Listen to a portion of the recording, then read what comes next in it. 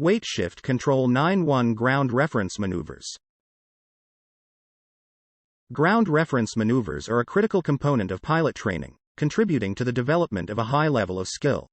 Despite not being a routine part of everyday flying, these maneuvers provide valuable insights into the impact of wind and other forces on the aircraft, fostering control, coordination, and attention division necessary for accurate and safe maneuvering. The early stages of pilot training, conducted at higher altitudes, focus on technique, maneuver knowledge, coordination, and overall aircraft handling. As proficiency in fundamental maneuvers is achieved, the introduction of ground reference maneuvers becomes essential, requiring attention beyond basic applications. It is crucial to maintain previously learned flying techniques during ground reference maneuvers. Each new maneuver should build upon the skills acquired earlier, ensuring a consistent and orderly progression.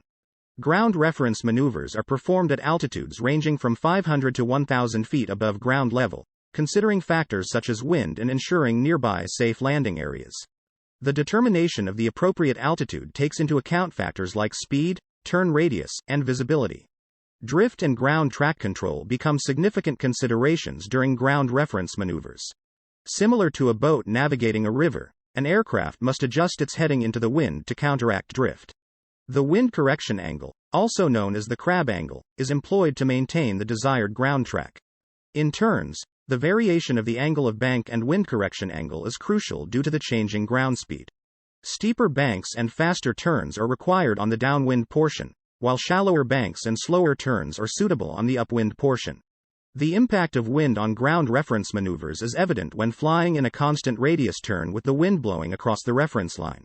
The wind causes the ground track to deviate from a perfect circle, necessitating adjustments by the pilot to counteract drift and maintain a consistent radius. These principles and techniques are vital for achieving the desired ground track during ground reference maneuvers, emphasizing the importance of adapting to wind effects while maintaining precise control over the aircraft. The rectangular course is often the initial ground reference maneuver introduced to pilots, simulating conditions encountered in an airport traffic pattern. This training exercise involves maintaining a ground track equidistant from all sides of a selected rectangular area on the ground while keeping altitude and airspeed constant.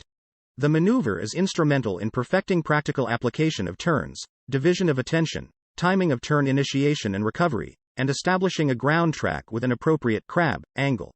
One of its objectives is to develop the ability to recognize drift toward or away from a line parallel to the intended ground track, which is crucial for airport traffic pattern legs. Conducted in a square or rectangular field, the aircraft is flown parallel and just outside the field boundaries.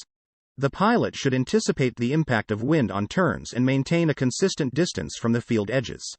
Drift correction is necessary, with turns initiated abeam the corner of the field boundaries, ensuring the same distance is maintained from the boundaries on each leg.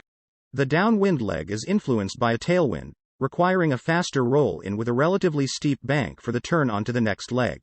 As the turn progresses, the bank is gradually reduced due to diminishing tailwind.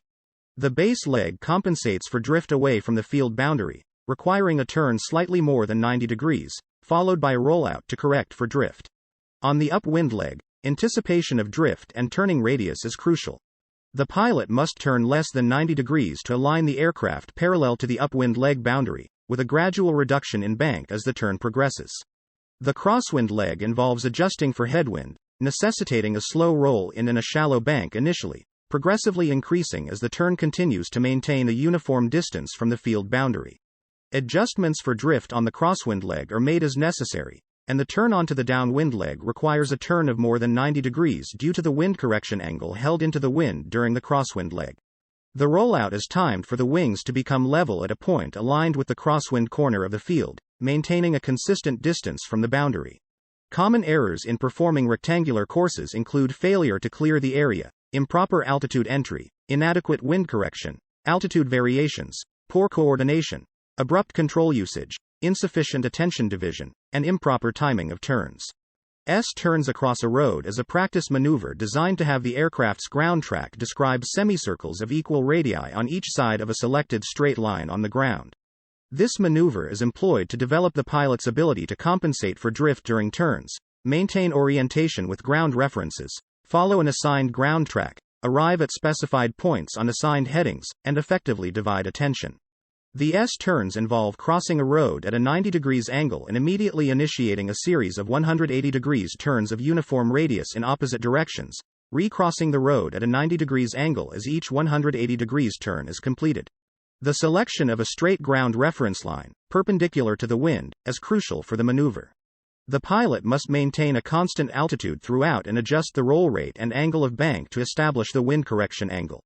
Starting the maneuver on the downwind side of the road involves a rapid roll-in with a steep bank to counteract the rapid departure from the road due to higher ground speed. As the aircraft transitions from a downwind heading to a crosswind heading, the bank gradually shallows due to decreasing ground speed.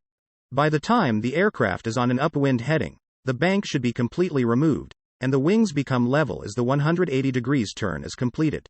Upon crossing the road, a turn in the opposite direction is initiated. Starting with a shallow bank, the pilot gradually increases the angle of bank and rate of turn as the aircraft turns from an upwind heading to a downwind heading. The rollout is timed to ensure the aircraft is in straight and level flight directly over and perpendicular to the road. Throughout the maneuver, maintaining a constant altitude and airspeed is crucial, and the bank should be adjusted continuously to achieve a true semicircular ground track. Common errors in performing S-turns across a road include inadequate area clearance, initiating turns with too small a radius or excessive bank, poor coordination leading to airspeed variations, altitude deviations, faulty correction for drift, and insufficient visual lookout for other aircraft. The pilot's ability to judge closure rates to the road and adjust the bank angle for a completed semicircle at a 90 degrees angle to the reference road is also essential. Turns around a point is a training maneuver that builds upon the principles learned in S-turns across a road. This maneuver aims to improve turning techniques, enhance subconscious aircraft control, teach the correlation between bank and turn radius, develop altitude perception, and refine the ability to correct for wind drift during turns. In turns around a point, the aircraft is flown in 2 or more complete circles of uniform radii around a prominent ground reference point, using a maximum bank of approximately 45 degrees while maintaining a constant altitude. The principles of drift correction and constant radius around a point involve a changing angle of bank and wind correction angles proportional to ground speed. The selected point should be small, easily distinguishable, and yet prominent enough for precise reference. Right and left hand turns around a point should be practiced to develop proficiency in both directions. Entry into the maneuver is typically made on a downwind heading to one side of the selected point at a distance equal to the desired radius of turn. The initial bank is rolled in rapidly to achieve the steepest bank when the aircraft is headed directly downwind. The bank is then gradually shallowed until the upwind heading, where it is again steepened for the downwind portion of the circle. Similar to S-turns, turns around a point involve turning into the wind during the upwind half of the circle and progressively turning toward the inside of the circle during the downwind half. Experienced pilots may enter the maneuver from any point, but careful consideration of the wind velocity and ground speed is essential to avoid excessive banks. Common errors in turns around a point include inadequate area clearance, improper bank angle, failure to recognize wind drift, altitude deviations, and insufficient visual lookout for other aircraft. Mastering ground reference maneuvers such as rectangular courses, S-turns across a road, and turns around a point is crucial for developing precision and control in pilot skills within the tolerances specified in the practical test standards.